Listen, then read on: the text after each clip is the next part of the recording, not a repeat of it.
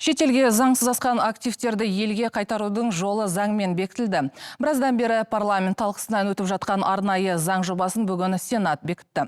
Құжатқа сәйкес заңсыз активі бар болуы мүмкін тұлғаларды бас прокуратура жанынан құрылған уәкілетті орган күдіктілер тізіміне енгізеді.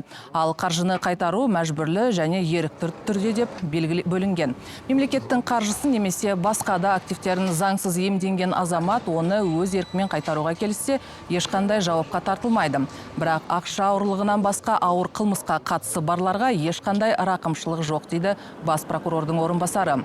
Ол санатта сырттай сот үкімі шыққан Бергей Рысқалиев, Мұхтар Әбіләзов, Әкежан Қажыгелдин, Виктор Храпуновтар бар. Ал бас прокуратура мен арнайы комиссияның тізіміне енгендер 90 күн ішінде активтерін қайтарудың жолын өзі таңдауы тиіс. Реестрге кіргеннен кейін 3 ай ғана бар оған. Не ол ашық өзі еркін жариялайды, не содан кейін мәжбүрлі жол ашылады. Мен ойымша осы сентябрьден бастаймыз. Еркін бәрін ашса, біз оған ешқандай сұрақ қоймаймыз. Тізімді бәрі активтерді көрсетеді. Ол мен кінәм, мен қылмысты жасадым деп ешкім айтпайды.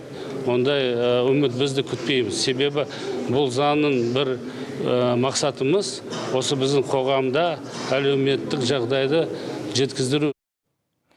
Заң әлде бір қалталы азаматтарды немесе топтарды қудалау емес, азаматтардың әл-ауқатын арттыруға, халықты әлеуметтік қорғауға және елді экономикалық тұрғыдан дамытуға арналған.